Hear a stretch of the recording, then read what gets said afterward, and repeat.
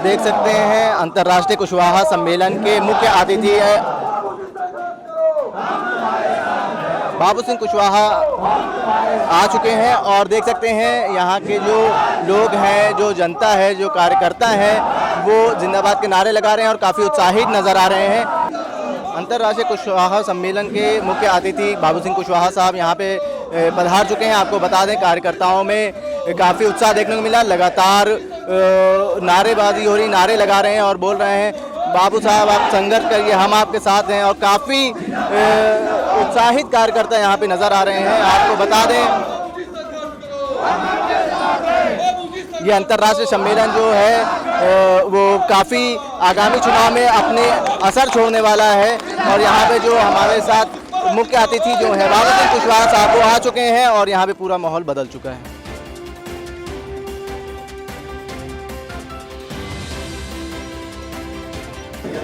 पाँच साल के भाजपा के कार्यकाल को आप किस तरीके से देखते हैं? 5 साल का भाजपा का कार्यकाल, मैं तो पूरे 14 से कार्यकाल को देख रही हूँ कि जिस तरीके से जुमला की सरकार इस देश में बनी, लोगों को एक विश्वास दिलाया गया था कि पूरे देश में विकास होगा और 15 लाख रुपए के लालच में लोगों ने मतलब कहीं ना कहीं इस जो देश के हालात है, इकोनॉमिकली जो देश टूट रहा है, कहीं ना कहीं आर्थिक लेवल पर हम हर जगह मात खा रहे हैं और दूसरे देशों जो कुछ ऐसे देश है जो पूरी तबाही की तरफ थे इकोनॉमिकली, कहीं ना कहीं हम उसी की तरफ बढ़ रहे हैं। जैसे कि ब्राज़ील, अगर आज आप देखें तो ब्राज़ील में भी इसी तरीके की महामारी आई और उसके बाद वहाँ जो ब्राज़ील कंट्री जिस तरीके से बर्बाद हुई, उसी तरह में अगर आप देखें तो बीजेपी की सरकार में शुरू से लेके 14 से लेके अब तक सारा फेलियर ही है।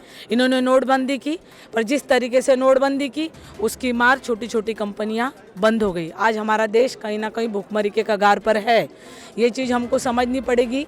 और जिस तरीके से इस कोरोना महामारी में देश में जो सरकार थी सेंटर से लेके मुंबई तक, जिसमें हेल्थ मिनिस्टर को मैं खास करके याद करूंगी, जो कहते हैं कि आपको कोरोना हो गया है तो आप डार्क चॉकलेट खाइए, उनको मैं आपके माध्यम से 5 साल वाली सरकार नहीं 14 से जो सरकार है मैं उसको एक आपके माध्यम से मैसेज दूंगी कि भारत एक गरीब देश है, यहाँ पे लोगों को नमक रोटी चटनी रोटी मिल जाए वही बड़ी बात है, डार्क चॉकलेट तो मिलना मुश्किल था। और इसमें अगर आप देखें तो ये 5 साल वाली सरकार में जो 2 करोड़ नौकरियों का वादा था, 2 करोड़ नौकरियां तो नहीं मिली, लेकिन हर साल नई से नई 2-2 करोड़ नौकरियां जा रही हैं इनकी नोटबंदी के वजह से। और जिस तरीके से अब ये कृषि बिल लेकर आए हैं उसका नतीजा तो देश को पूरे भुगतान होगा ही। युवा इनसे नाराज़ हैं।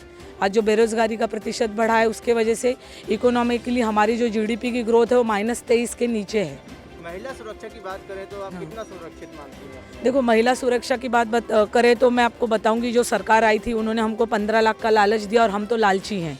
हम 15 लाख के लालच में देश को एक जुमला सरकार को मोदी हर हर मोदी घर घर मोदी के नाम पे जो झूठा आदमी बोल सकते हैं कि झूठा आदमी जिसने आपको 15 लाख का लालच दिया उसको आपने वोट कर दिया, जिसने कहा था बेटी बचाएंगे बेटी पढ़ाएंगे।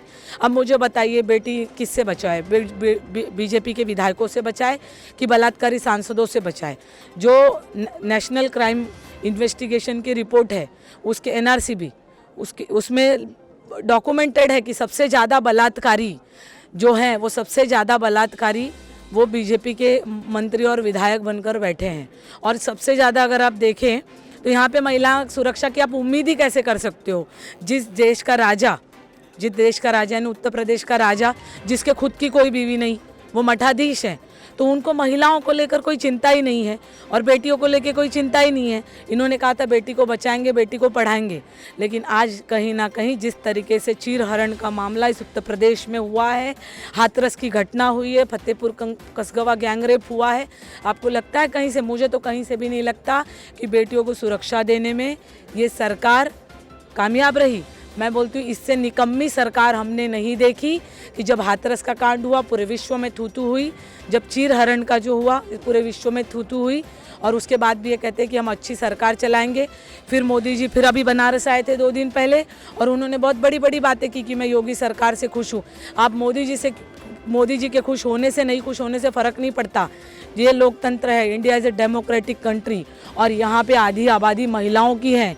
महिलाएं असुरक्षित महसूस कर रही हैं। आप किसी भी महिला को ये पूछ लीजिए, उसको शाम को 6 बजे के बाद उत्तर प्रदेश में निकलना मुश्किल हो गया है।